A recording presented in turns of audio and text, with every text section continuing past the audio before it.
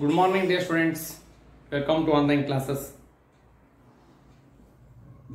Dear students, already last class discussed about some general solution. So, general solution it is involved in trigonometric equations. So, already discussed about some general solution. So, that is sin x is equal to 0, cos x is equal to 0, tan x is equal to 0. When the trigonometric equation sin x is equal to 0, therefore general solution is x is equal to n pi, where n belongs to integer, means n belongs to high. Then cos x is equal to 0, therefore general solution is 2n plus 1 into pi by 2, where n belongs to high.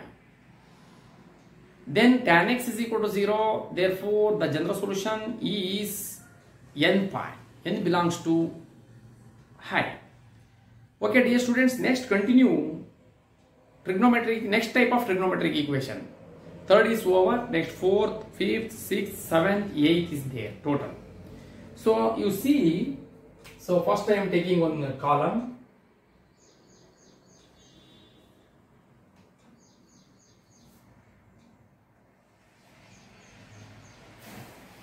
Trigonometric equation, first trigonometric equation.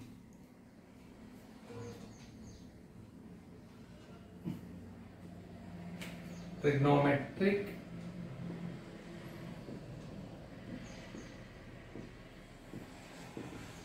equation.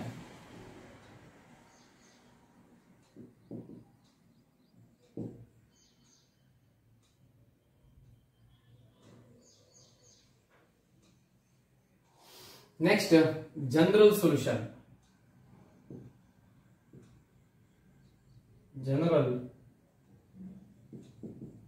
solution. Trigonometric equation first. Next one.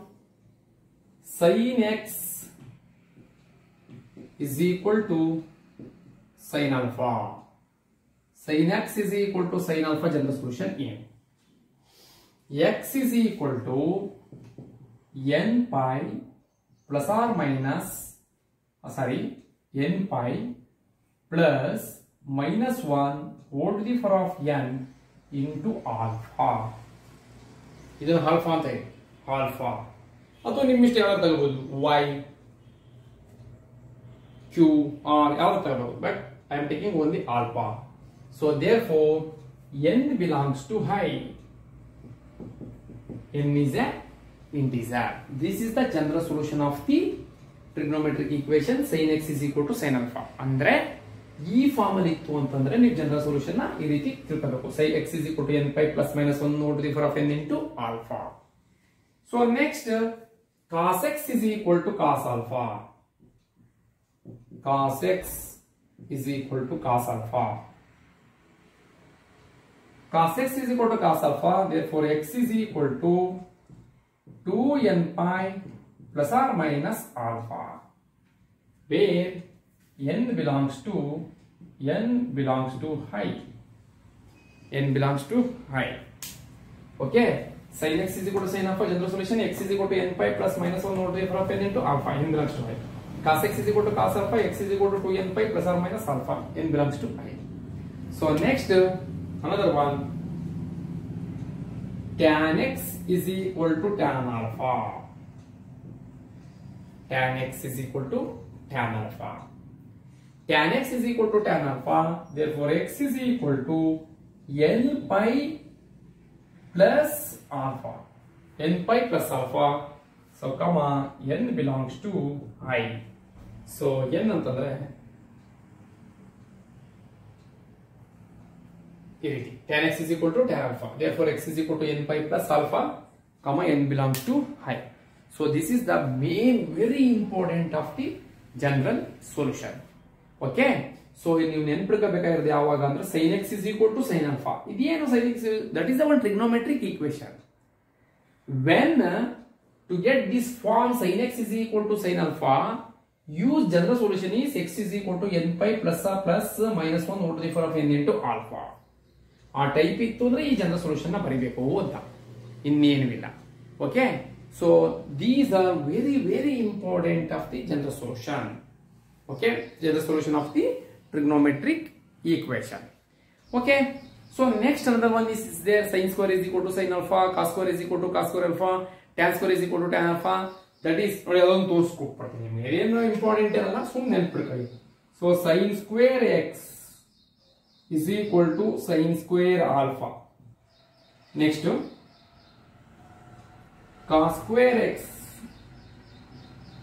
is equal to cos square alpha. Next tan square x is equal to tan square alpha. Tan square x is equal to tan square alpha. ಇಷ್ಟನ್ನು ಸಹ ನಾವು ಒಂದೇ ಒಂದು general solution. therefore x is equal to n pi plus or minus alpha, n belongs to I. ಈ ರೀತಿ ನಾವು general solution ಕಂಡುಹಿಡಿದ್ವಿ. ಇದೇ general solution. ಅರ್ಥಾಯ್ತಾ?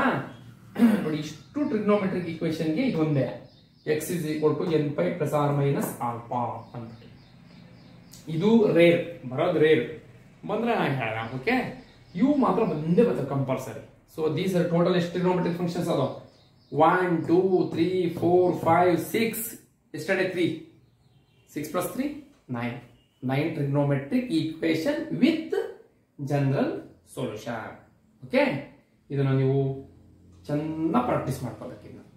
Okay, so next using these general solution find out some problems. Okay, write down first.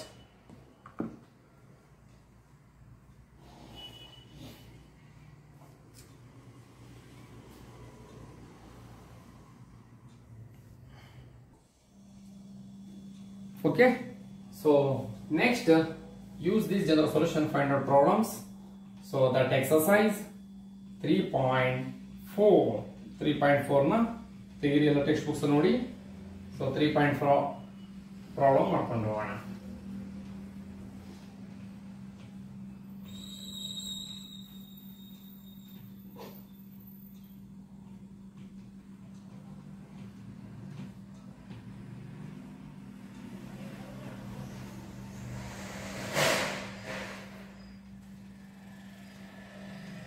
ಓಕೆನಾ?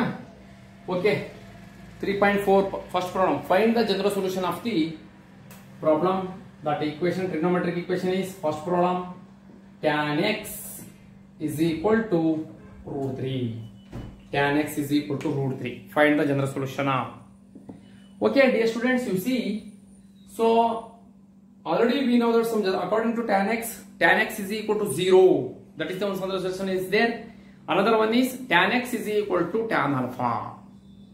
But this problem, that is the form of a tan x is equal to tan alpha, because here right hand side it is given root 3, not 0.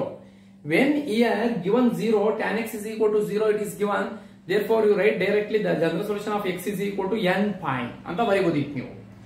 ಈಗ ಏನಾಗಿದೆ ಅಂದ್ರೆ ಇಲ್ಲಿ 0 is not given, that's why you go to another type of general solution is tan x is equal to tan alpha. tan x is equal to tan alpha ಗೆ ನೀವು convert ಮಾಡ್ಕೋಬೇಕಿದ್ನ. ನೋಡಿ ನಾನು convert ಮಾಡ್ತೀನಿ. So tan x is equal to root 3, tan x is equal to root 3, tan x is equal to root 3 can be written as tan pi by 3. Pi by 3 or 6. So root 3. So sin, ಈಗ for example, so root 3 is equal to what? Tan of root 3 ಏನಂತ ಬರ್ಕೋಬಹುದು ನೋಡ್ರಿ ಅಲ್ಲ, tan 30 degree. ಈಗ sign ಈಗ ಈ ತರ ಮಾಡ್ಕೊಳ್ಳಿ, sin theta by cos theta ತರ ಮಾಡ್ಕೊಳ್ಳಿ. sin ಥೀಟಾ ಅಂತಂದ್ರೆ ಏನ್ ಬರ್ತದೆ ನಿಮಗೆ? 1/2 root 3/2 ಅಂದ್ರೆ 30 ಡಿಗ್ರಿ ಆಗ್ತದ. ಸೊ ನೀವು ಯಾವುದು 1/√3. root 3 ಅಂದ್ರೆ 60 ಡಿಗ್ರಿ ಆಗಿದೆ. 60 ಡಿಗ್ರಿ ಅಂತಂದ್ರೆ 3/pi/3 tan pi/3. ನೋಡಿ ಇಲ್ಲಿ pi ಅಂದ್ರೆ 180, 180/3 ಅಂದ್ರೆ 60. tan 60 is equal to how much? tan 60 is equal to root 3. ಈಗ ನಾನು ಇಲ್ಲಿ ಏನ್ ಮಾಡಿದೀನಿ ಅಂದ್ರೆ root 3 can be written as tan of pi/3. tan pi/3. pi ಅಂದ್ರೆ 180 ಡಿಗ್ರಿ. ನೋಡಿ tan 180 by 3 60 tan 60. ಅಥವಾ ಹಿಂಗೂ ಬೇಡ ಅಂದ್ರೆ ನೀವು ಈ ರೀತಿನೂ ಬರ್ಕೋಬಹುದು ನೋಡಿ. ಇಲ್ಲಿ ಸಿಂಪಲ್ ಈ ತರ ಬೇಡ ಅಂದ್ರೆ ನೀವು ಈ ರೀತಿ ಬರ್ಕೊಳ್ಳಿ.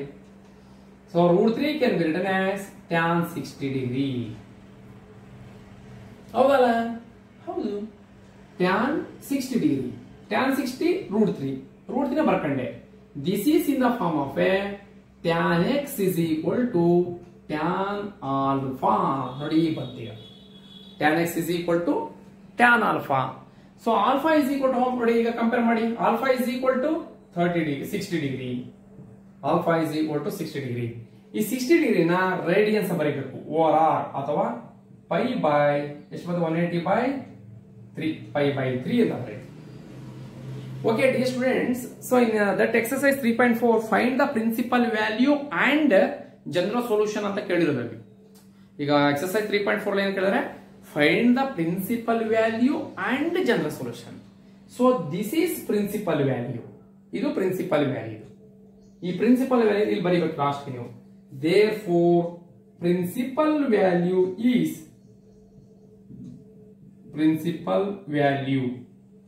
is equal to pi by 3. Principal value pi by 3. So next find out what general solution. So general solution of idya formula ide tan x is equal to tan alpha. What is the formula? Tan x is equal to tan alpha, general solution. Therefore in the place of x is equal to n pi plus alpha. n pi plus alpha. Okay, in the place of x is equal to what? ನೋಡಿ ಇಲ್ಲಿ please some confuse ಮಾಡ್ಕೋಬೇಡಿ. tan x is equal to tan alpha. ಈ tan x is equal to tan alpha general solution is x is equal to n pi plus alpha. So x is equal to x, no problem. X is equal to x. In the place of x is equal to x. Here 2x is there, you write 2x. But in the place of x is equal to x. In the place of okay, next x is equal to n pi, write properly n pi plus in the place of alpha. Alpha is equal to what? 60 degree. 60 degree can be written as pi by 3. You write here pi by 3. This is general solution.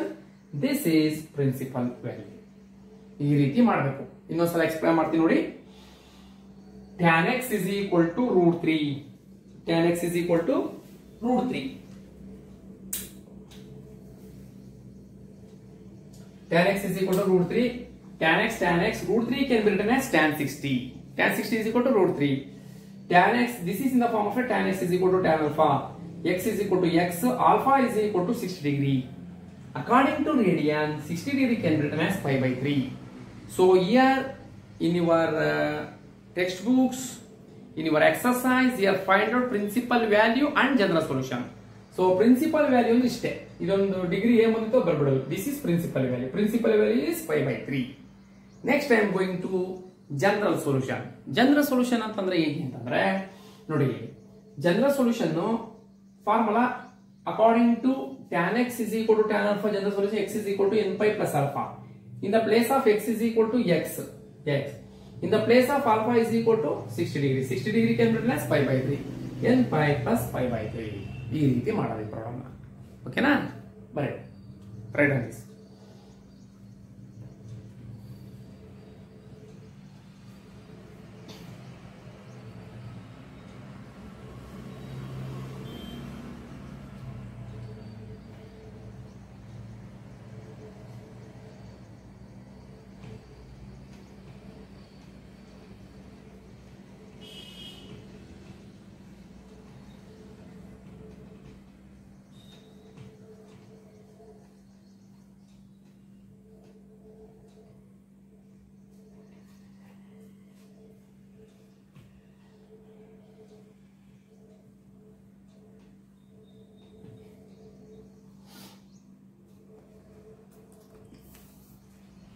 Next, secant x is equal to 2.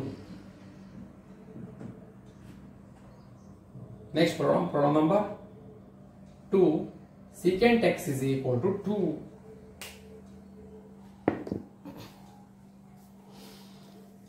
Yes, secant x is equal to 2.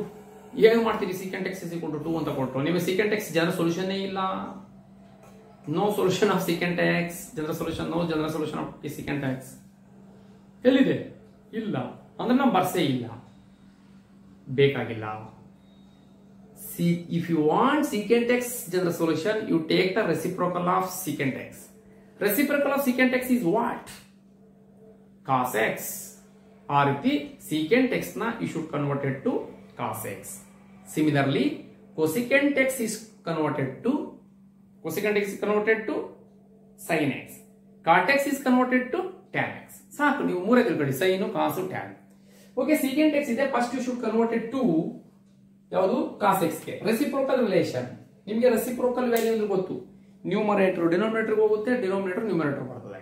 Kannada medium ಅಲ್ಲಿ ಏನು Kannada medium students ಗಳಿಗೆ ಹೆಂಗ ಅರ್ಥ ಮಾಡ್ಕೋಬೇಕು ಅಂದ್ರೆ ವಿಲೋಮಾನುಪ್ರಮೇಯ, reciprocal relation, ವಿಲೋಮ ಅಂತ ಬರೀತಾರೆ, ವಿಲೋಮನ ಪ್ರಮೇಯ ಅಂತ ಏನೋ ಇದೆ. ದಟ್ ಮೀನ್ಸ್ ಅದರ ಅರ್ಥ ಏನು ಅಂದ್ರೆ ಅಂಶ ಛೇದಕ್ಕೆ ಹೋಗುತ್ತೆ, ಛೇದ ಅಂಶಕ್ಕೆ ಹೋಗುತ್ತೆ, ಅದು ದಟ್ ಈಸ್ ಕಾಲ್ಡ್ ಎ ವಿಲೋಮ ಪ್ರಮೇಯ. So in this case in English reciprocal relation means numerator go to denominator go to numerator. ನೋಡಿ, ಸೊ ಇಲ್ಲಿ ಇಲ್ಲ, if no where is consider 1 ಅಂತ ಹೇಳಿ, 1 divided by secant x is equal to 1 divided by 2. Dear students, 1 by secant x is equal to what? Cos x. Yes, 1 by 2 can be written as cos ಅಲ್ಲ ಬರ್ಕೋಣ, ಯಾಕಂದ್ರೆ cos x ಬರ್ತಲ್ಲ. cos ಎಷ್ಟು degree? cos 60 degree ನಾ?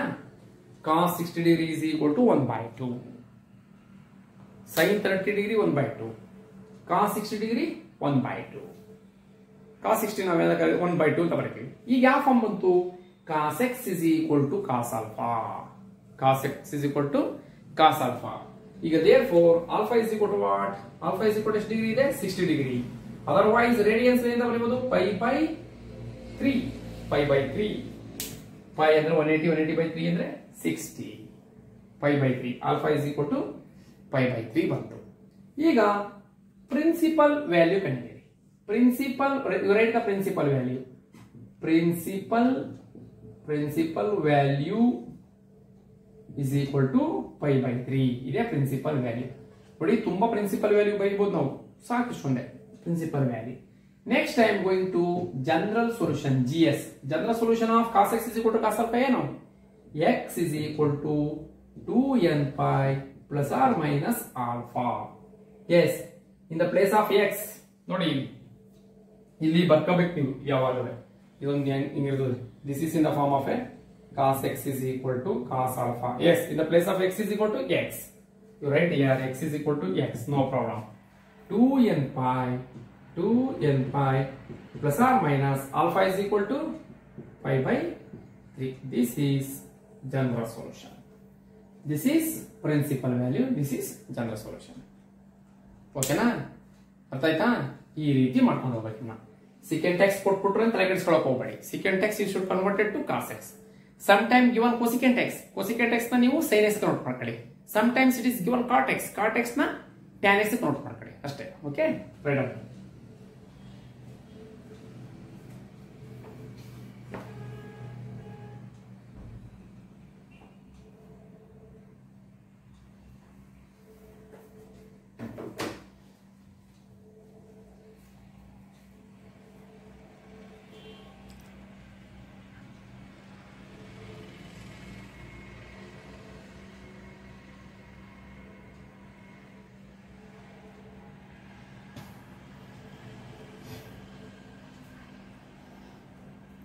Okay, so next problem number 3. Problem number 3.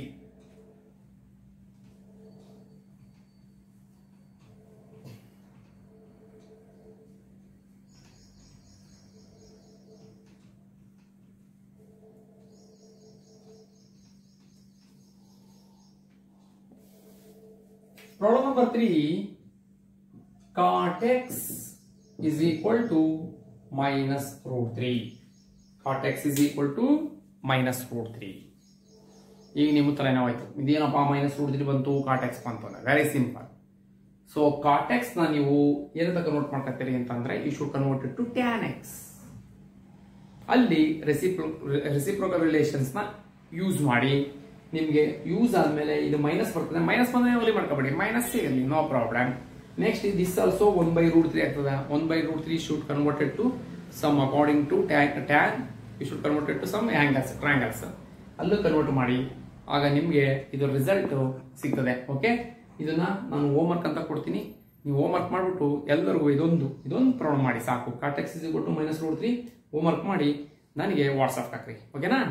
Right. Okay, ಇನ್ನೂ ಬೇಕು, if you want more problems, so you take the text books, you see some worked example is there.